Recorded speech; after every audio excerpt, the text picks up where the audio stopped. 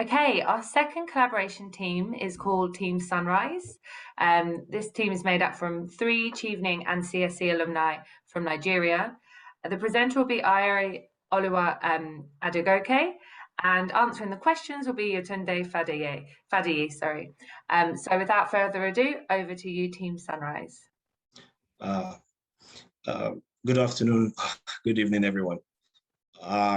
Between 2017 and 2021, the Nigerian government has introduced at least 5 climate change, rural electrification, and energy access type of policies, program, and projects.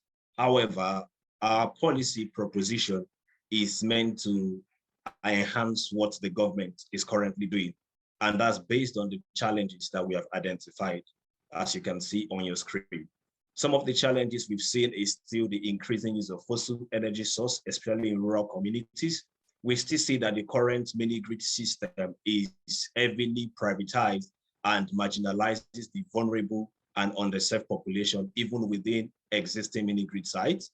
We also have identified that a good number of these projects are heavily aligned to solar, which prevents the localization of other energy sources.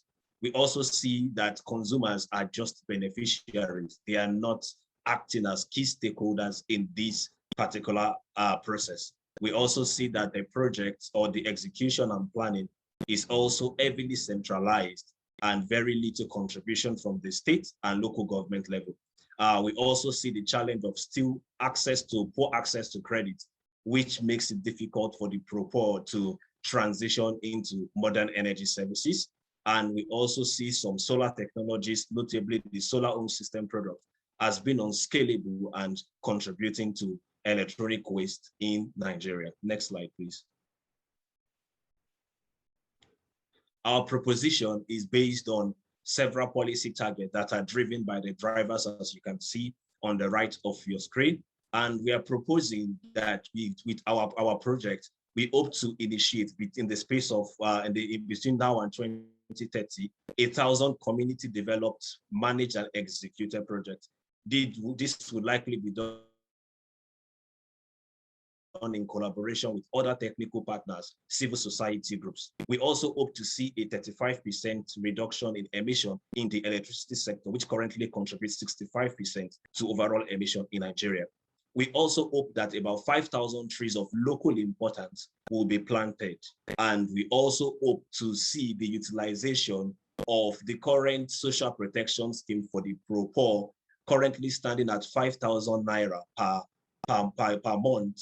We hope that a 10% of that can be allocated to communities that currently have, or that we have these new energy sources being developed for them as electricity sources. This is being calculated to deliver about 600 million naira in the space of 10 years. That is, we are leveraging the existing government policies of allocating funds to the poor and just allocating a fraction of that to pro-poor households within sites that have existing power sources, be it a solar-based or hydro-based mini-grid system. Next slide, please. Some of the impact that we envisage from this our policy proposal: we are going to likely see an increased use of electricity for productive use. We also see the impact on food and water security in existing communities. We also see it potentially impacting sustainable rural economy. We also see improved agricultural practice because of the introduction of electricity, which means that they are able to access modernized agricultural farming. And we also see security and avoidance of gender-based violence. And we see this contributing to rural women development who are being currently marginalized in our rural communities.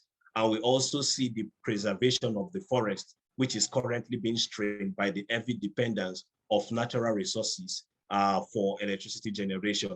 And we see the importance of that through impacted through healthcare and social protection projects. Next slide. 1 minute remaining. Part of the process of implementation of this policy will require a consultative approach that includes an inclusive process of service delivery in this poor community. We also see the need to diversify and localize energy mix, a change in the current mapping that is heavily tilted towards solar energy. We also see the need for training, autonomy, and authority being given to local government to actually play a more active role in climate change governance. We also see the need to actually leverage the social protection scheme and leverage some of those finances to actually create a financing mechanism that improve the well-being of the poor. We also see the need for us to have a decentralized coordination of the implementation and also the use of a multi-stakeholder model in which this vulnerable population are actually key actors in their own development. We also see the need for a more improved reporting through a cradle-to-cradle analysis of a developer solution, which limits the environmental hazard from the process of developing and implementing the project. Thank you. Excellent. Thank you so much. Panel, do you have any questions for Ire-Oluwa?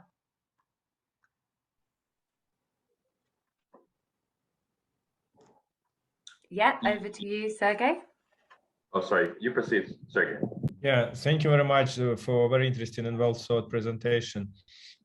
I'm just wondering about the practical instruments you're going to use to implement these policy changes. For example, you mentioned the social subsidies as a financing mechanism. Can you please elaborate a little bit how you see this mechanism would address these issues? Yeah, okay.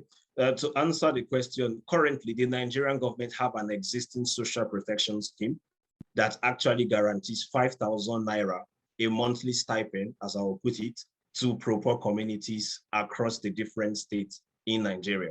So far, based on official record and paperwork, it is being said that 1% of those funds is actually being utilized for that existing purpose. And in addition to that, the government and the agencies have actually identified the need for improved management and utilization of the funds. So the process we envisage is that if you have a list of beneficiaries and they are within the boundary or living within communities where there are existing mini-grid sites, instead of giving them the cash directly, you use that fund and direct the funds to the developer, which gives them that electricity access for that particular period of time, which is just 500 naira, a small fraction of the expected earning they are going to get.